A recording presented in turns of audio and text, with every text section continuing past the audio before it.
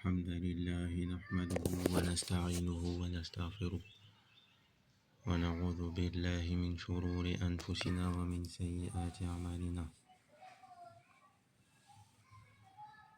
من يهده الله فلا مضل له ومن يضلل فلا هادي له وأشهد أن لا إله إلا الله وحده لا شريك له وأشهد أن محمدا عبده ورسوله صلى الله عليه وعلى آله وسلم. ما بعد.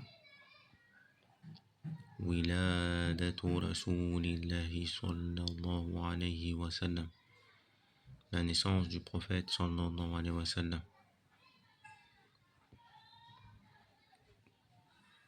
Ibn Ishaq يحدد الميلاد. Ibn Ishaq, il désigne la date de naissance. Et sachez que les savants ont beaucoup divergé sur la date de naissance du prophète sallallahu alayhi wa sallam, et qu'il n'est pas autorisé de fêter ce qu'on appelle le Mawlid al-Nabawi, parce que ce n'est pas une fête. Premièrement, principalement, ce n'est pas quelque chose que le prophète a ordonné de faire.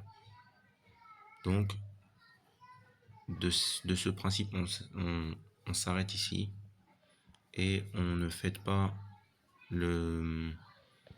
la naissance du prophète. Al-yawma akmaltu lakum dinakum. Allah a déjà complété la religion. Donc écartez-vous de ces prétentieux qui prétendent pouvoir rajouter des choses parce qu'ils s'imaginent pouvoir mieux gérer la communauté du prophète sallallahu alayhi wa sallam que lui-même. Après, quelques détails qui peuvent enlever certaines shubuhat que certains ont pu entendre sans faire attention. Par exemple, ils avaient des connaissances qui leur sont venues avec ces shubuhat, notamment dans le fait que avant il n'y avait pas il y a certaines choses, on va commencer plutôt par le remède avant le poison. C'est-à-dire que il y a des choses que l'on appelle al-wasail, certaines choses qui permettent de parvenir à un certain but. Et donc ces choses-là, lorsqu'elles sont atteintes par l'évolution, il n'y a pas de mal à cela. C'est-à-dire que les chaussures que l'on utilise aujourd'hui,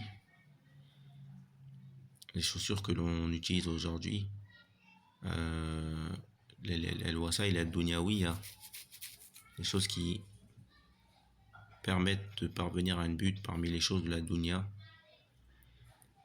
comme des chaussures, elles vont subir des modifications au cours du temps. Et les chaussures que nous avons aujourd'hui, ce ne sont pas les mêmes chaussures que l'on avait dans l'ancien temps.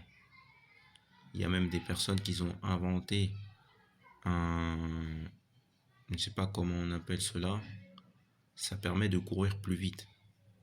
Là, il ne s'agit pas, je ne parle pas de sorcellerie ou des chaussures comme qui sont reliées à des divinités, comme Nike, que si on met, on pourrait soi-disant courir plus vite. Na'udhu billah. Là, on parle de technologie. Des chaussures composées de fer, des genres de ressorts à l'intérieur, etc., etc. Quand vous mettez, en fait, c'est comme si vous aviez déjà, c'est assez grand quand même en longueur, c'est assez grand, et quand vous marchez avec ça, quand vous courez avec ça, peut-être que vous allez courir facilement à 40 km/h, des choses comme ça. Il me semble que c'est l'année dernière que j'ai vu ça. Là, est-ce qu'on n'est pas le 13 décembre 2025 ou... Donc il me semble que c'est en 2024 que j'ai vu ça. Et l'information, la vidéo que j'ai vue, je ne sais pas même elle de quand est-ce qu'elle date. Est-ce que c'est un prototype? Est-ce que Al-Muhim, ces choses-là sont autorisées. Les voitures, c'est quelque chose de permis, malgré que ça n'existait pas avant. Donc là, qu'est-ce que l'on va faire? Là, ceci, c'était l'antidote. Qu'est-ce que maintenant certains vont dire pour vous mettre dans l'ambiguïté, vont vous dire qu'avant, sur les anciennes écritures arabes, il n'y avait pas des deux points, des harakat, fatha, etc., etc.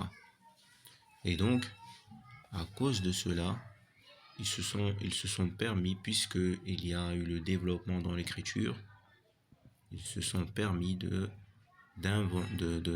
rajouter dans la religion. Et là, l'ambiguïté, elle est où? Elle est que le fait premièrement, une langue est d'abord écrite, est d'abord parlée, pardon, avant d'être écrite.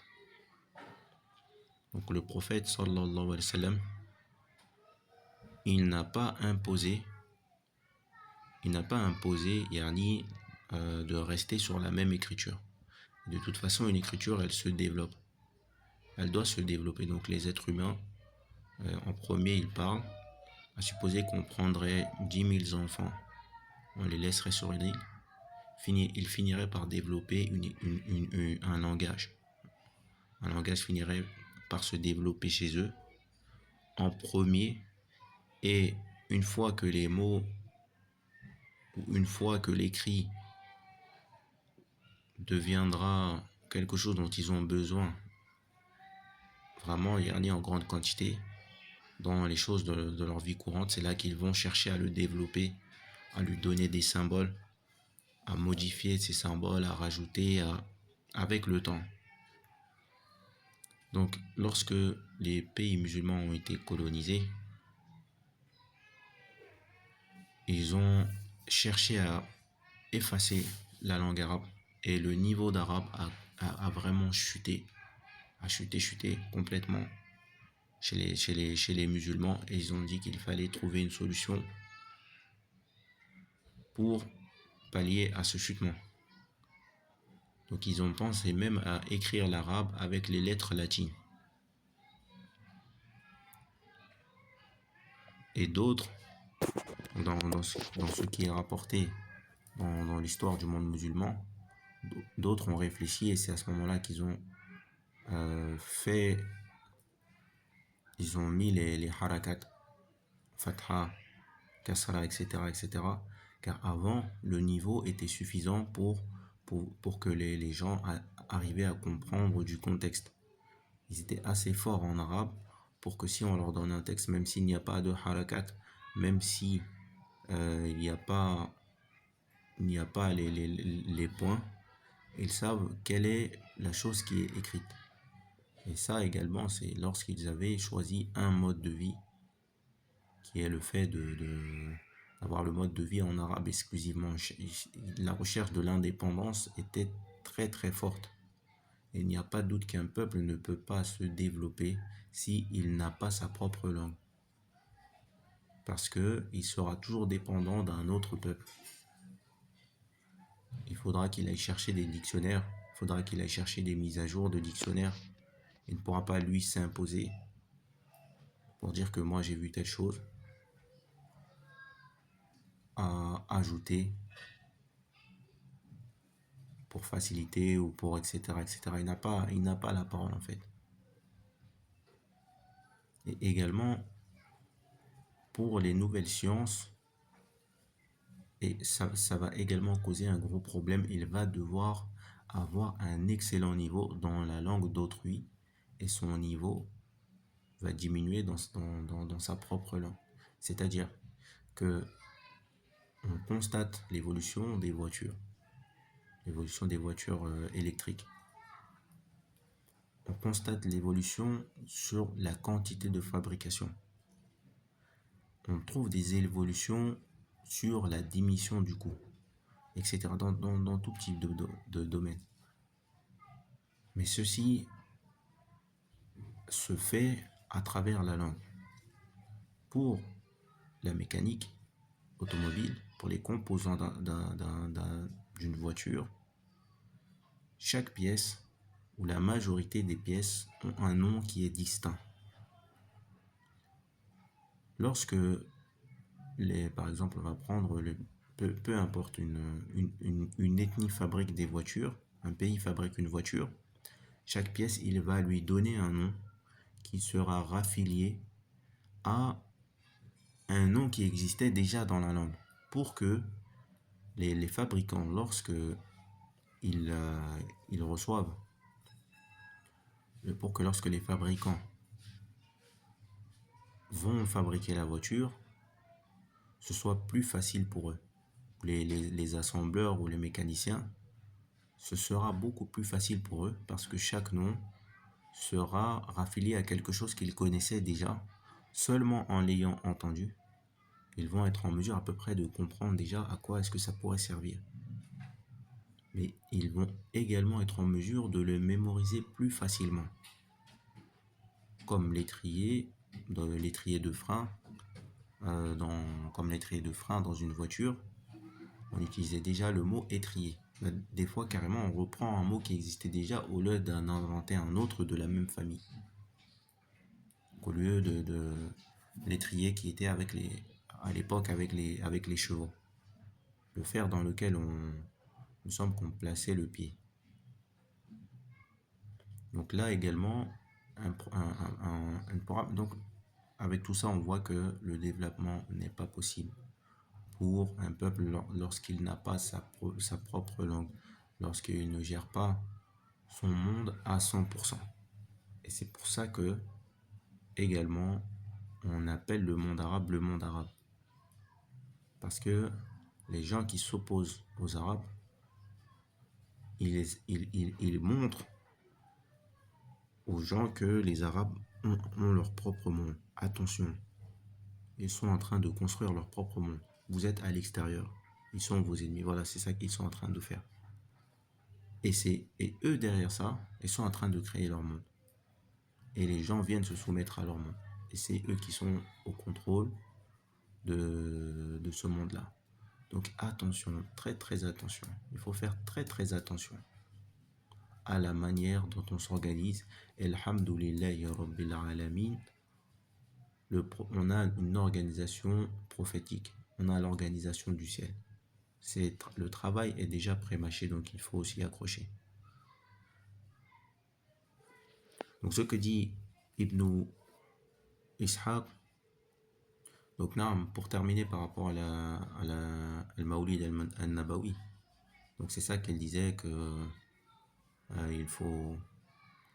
qu'il n'y avait pas de mal, parce que à cause des écritures, etc. Donc vous avez compris maintenant que les écritures, malgré qu'elles aient subi des modifications, l'écriture en soi n'est pas un acte d'adoration. Donc ils n'ont pas en fait de dalil que ils peuvent fêter le Mawlid al-Nabawi, mais